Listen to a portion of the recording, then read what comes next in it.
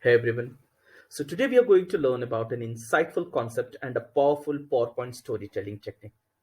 Before we go ahead, let me introduce myself. I'm Sumitra Saxena. I identify myself as a creative and a strategic thinker. I'm a corporate trainer, soft skill trainer, and a Green Belt Six Sigma certified auditor. I believe in empowering people using adaptive learning practices. I hold rich experience in industries like banking, e-commerce, telecom, and sales. So our talk for today is going to be SCQA framework, the relevant case studies to understand how the SCQA framework can be implied, PCG example, and the pyramid principle. Now, big name consulting firms like McKinsey, Bain, and BCG all do one thing really well. They create amazing presentations for their clients. But it's not just the formatting or the design that makes these presentations so special. It's the stories that they tell through these presentations. Have you ever wondered what do these big consultancies do really well while creating amazing presentations for their clients? Or have you come across someone who makes the presentation special and it's not just the formatting or the design and wonder what could be the secret ingredient that makes it unique and eye-catcher? You're going to see how these storytelling experts build presentations with clear takeaways, compelling insights, and an engaging narrative. I'll walk through each step of the storytelling process in detail and show you some examples of what it looks like in the real world.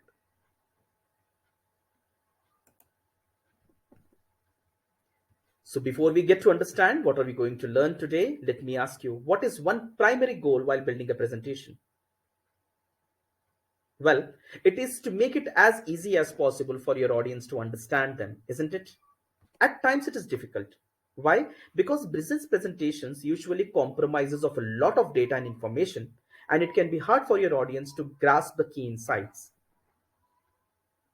This usually happens when the audience is engaged to listen to the speaker and at the same time think about what they have to say in the response. So it's really important for you as a speaker to make sure your presentation is structured in a way that makes it intelligible, insightful, and interactive. Today we will learn about these concepts in detail and see how we can go ahead and implement it in our presentations. Now, what exactly is SCQA?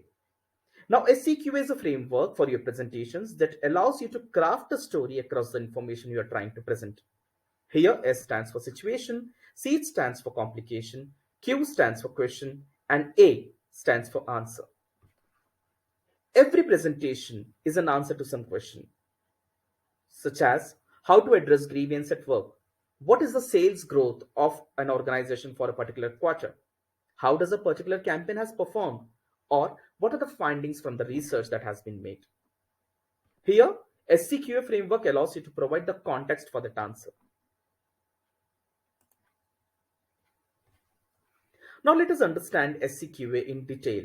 Now, like I said, S stands for situation. It functions as a starting point and a common basis. Therefore, it primarily contains recognizable and agreed points. C stands for complication. It spells the reason for acting now. It contains either threats or opportunities or hurdles that needs to be overcome. Q stands for question. It asks the questions as to how these hurdles of the complication can be overcome, how can you prevent the threat or seize the opportunity. And A stands for answer. It provides the answer on how to overcome the hurdles. It explains how this will help to deflect the threats or seize the opportunity.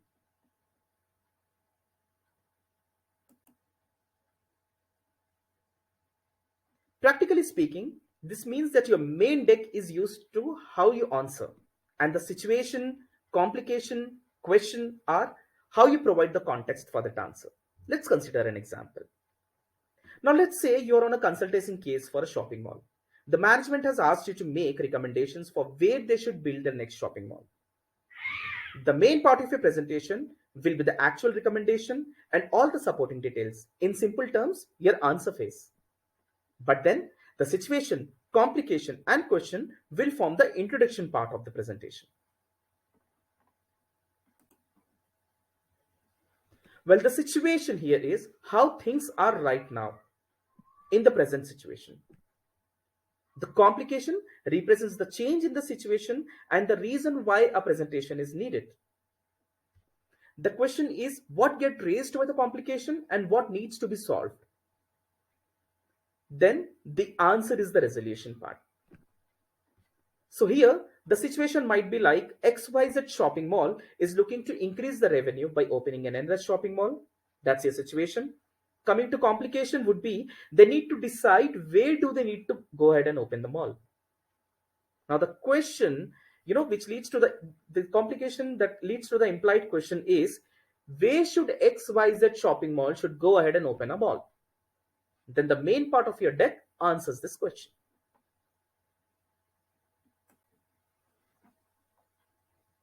Now notice how this brings the presentation to life. It puts the presentation in context and tells the audience why should they care. Instead of just dropping them in the middle of the data, you are now leading them and creating a narrative. Remember, your goal is to make it as easy as possible for the audience to understand and what you're trying to tell them. So as you can see in the presentation, the main deck is your answer part that answers that XYZ shopping mall should open its new mall in so-and-so area, whereas the introduction is the situation, complication, and the question. Now let's take an example of how consulting firms do this really well. I have given an example of a gamification in physical therapy. Now we have a situation, complication, question, and an answer here. The situation is people who suffered an accident often train with a physical therapist, isn't it? Now to fully recover, they should continue these physical exercises at home. Yet 70% of the patients don't do this. Now, the complication is, as a result, they recover very slow. Some of them don't recover at all. The problem is that they lack motivation, they find their exercises boring, confusing, and they end up seeing no results. Now the question arises, how do we motivate these patients to do physical therapy exercises at home? And the answer is by gamification. A webcam feeds the patient's movement to a video game. This makes the exercises simple to understand and more entertaining as well. Also, it will make the progress visible. In this way, the patients will continue their exercises at home, allowing them to fully recover and more quickly. So did you see we have just covered a situation, a complication from that situation, then the question has arisen, and then the answer. Now let us look at another example of BCG. Here, we will learn how to put the SCQA in the context of a presentation. The presentation is for a non-profit organization that invests in open education resources, which are basically education resources that are available to everyone.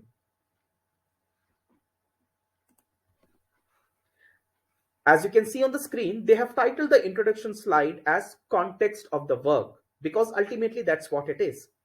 They are just giving context before diving into the presentation. The first line says, it's been highlighted in red for you, it says, since the William and Flora Havlet Foundation began investing in open education resources in 2002, the field has grown significantly. The past decade has seen an influx of OER and increased awareness and adoption. So this is a situation. And notice how this clearly and plainly explains a steady situation here, how things are right now. Now let's look at the next line. Then the next line says, however, more work remains to push the OER movement from the sidelines of mainstream education into the center of classroom. Now this line essentially tells us that things are looking good for OER, but more work remains. This is the complication. And already you can see how this is setting up the presentation. The situation leads to the complication, and the complication very naturally leads to the question, which is the next line. It says, the foundation engaged the Boston Consulting Group in the late 2012 to evaluate the state of the current ecosystem in the United States and to help understand how to measure the movement's progress towards a sustainable mainstream end state. Now, although they don't state the question explicitly, you can see it in the text. The question is, what is the state of the current ecosystem in US and how can we measure the movement's progress? And now we have the right setup for the presentation. We are ready to hear the answer. The answer says, This document contains a summary of BCG's findings, which were based on primary and secondary research, including dozens of interviews of experts and participants in OER movement and a survey of around 12 teachers and educators. Now, you see, everyone here is on the same page and the audience is ready to go. It might seem like a small piece of a presentation, but all the major consulting firms use this PowerPoint storytelling technique to turn what otherwise might be a dry presentation into a persuasive story. And this persuasive story is with a clear narrative. So now it brings us to the second important concept, the pyramid principle. Now the pyramid model especially relates to a slide structure, but here I'm going to focus on how it applies to the storyboarding and the presentation as a whole.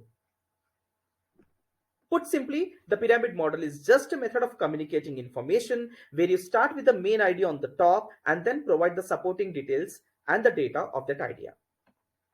Going back to a shopping mall example, the main idea would be on the top and the supporting points would be on below. If you recall what is the question, it says, where should XYZ shopping mall build a new mall? Let's say that the answer is XYZ shopping mall should open its new mall in Panaji, Goa. Now the two supporting reasons for the answer might be that Goa is a major tourist resource, it's a major tourist destination, and then the XYZ brand is quite strong in Goa. And if you want, you could continue creating additional layers to your pyramid with more supporting details and data. In a presentation, the way you communicate is from the top to bottom, which is what is called as a pyramid model. And the reason why the approach is so effective is because you provide the audience with the context first before giving them more granular details. Plus, it helps your audience to understand, to know exactly what you're trying to tell them and how you have reached each of your conclusions. Remember, your main goal is to make it as easy as possible for the audience to understand what you're trying to say. If you were to turn each of these ideas into its own slide, then you would rearrange with the highest level ideas coming from the first, then the supporting details following each idea. Then throw your introduction slide up front and voila, you yourself got a story. Now let us see how it has been presented in the form in front of your screen. The question is, where should XYZ shopping mall build a new mall? So XYZ shopping mall is intending to expand a new mall, it's intending to increase its revenue. The complication is they need to decide where to open the mall. The question is, where should XYZ shopping mall open its new mall? Now the answer to that situation, complication and question is XYZ shopping mall should open its new mall in Panaji in Goa, because Panaji is a tourist destination of Goa and XYZ brand is quite strong in Goa. Why? Because you have 2 million foreign tourists visiting per year and 3 million Indian tourists visiting per year to this destination. And 1/3 of the year, the tourists travel to Goa. And also, XYZ mall features are quite popular in Goa. And this is the exact PowerPoint storytelling technique they use at every major firm to build client presentations that are incredibly clear, compelling, and persuasive. Well, PowerPoint story technique does not always happen this smoothly. In practice, there are a lot of factors that can influence the final version of the deck. But generally speaking, this approach works really well. In fact, did you notice it is the same approach I used for this presentation, for this webinar or the session? I started by stating a situation. I said when you build a presentation, you want to make it as easy as possible for your audience to understand. Then I introduced a complication. Business presentations tend to have a lot of data and information, so making it clear can be difficult. Then the implicit question has come. How can you make these heavy presentations easy to understand for your audience? And then the answer, I moved towards my answer, which was to provide a clear structure to your presentation using two important concepts, SCQA framework and the pyramid principle. The end result is this webinar that's clear, easy to follow, and insightful, I hope.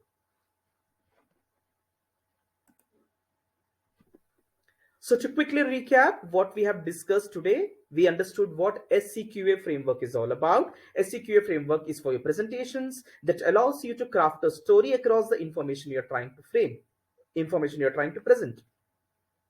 We also understood about pyramid model. It's a method of communicating information where you start with the main idea on top and then provide the supporting details and data of that idea. You keep on adding layers to layers based on the facts, based on the supporting details that you have for that idea. We also rephrase the goal saying, it is important for, the main goal is to make it as easy as possible for the audience to understand. So that's it for today. In case if you have any questions, you can connect to me at the following. Thank you. Have a great day.